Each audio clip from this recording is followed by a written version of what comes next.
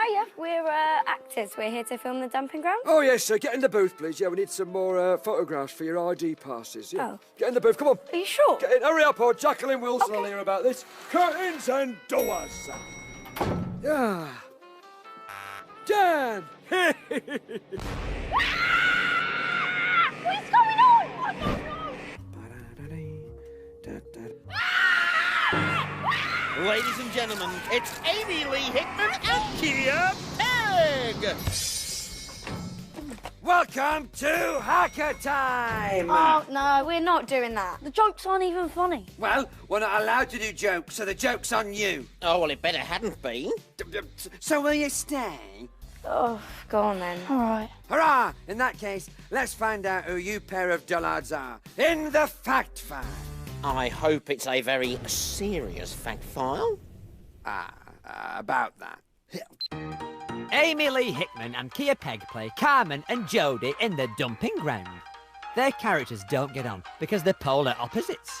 Jody likes folding her arms whilst wearing a jacket, whereas Carmen likes folding her arms whilst not wearing a jacket. The girls live with care worker Mike Milligan, who sold their house for a large painting. Silly man. Jody's biggest achievement was learning to ride an invisible horsey. Giddy up, Misty! While Carmen's was finally learning to fold her arms whilst wearing a jacket. And that's all you need to know about Amy-Leigh Hickman and Pegg. Pegg.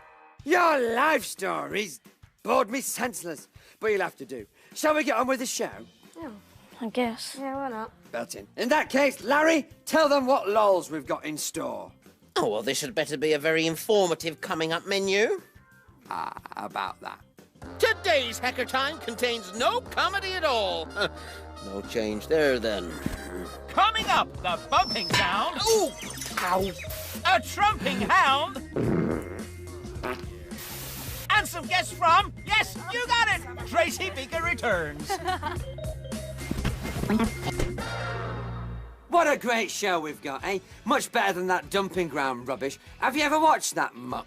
Now and then. I've seen it, no. I think it's new. Now, Amy and Kia, it's time for your big interview. Are you ready? Just about, maybe. Go on then. Belton, here we go. Question 1.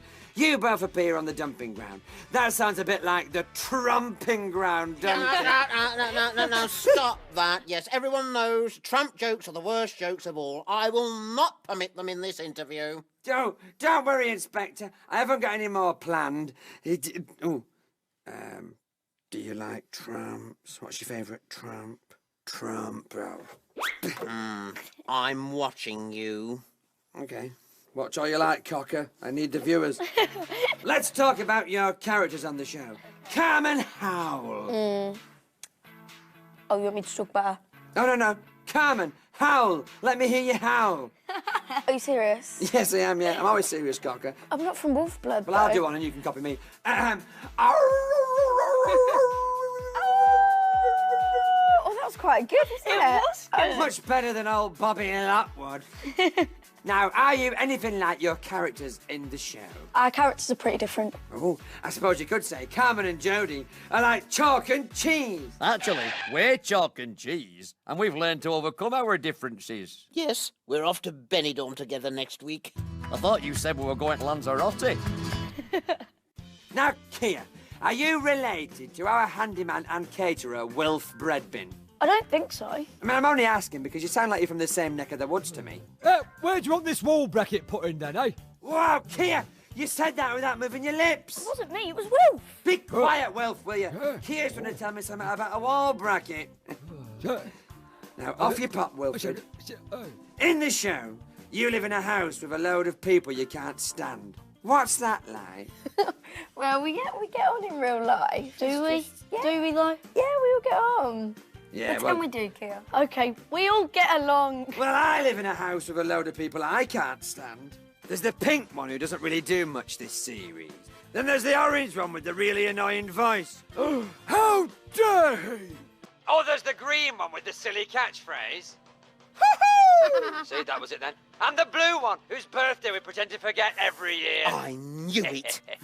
And worst of all, there's the disgusting little furry one they call Hacker. I despise him the most. Aren't you, Hacker?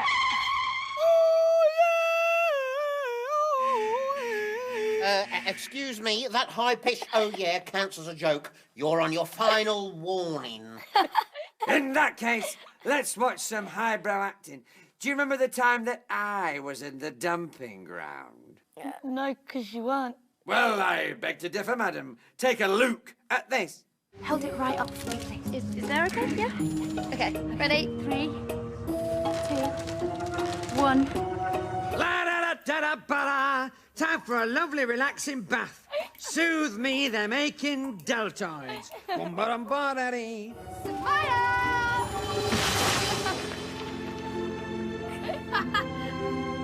Oh no, look, oh no! I think my bath's overflowing. Oh, look, Mike looks scared, doesn't he? Oh, it's about time Carmen had a wash anyway, isn't it?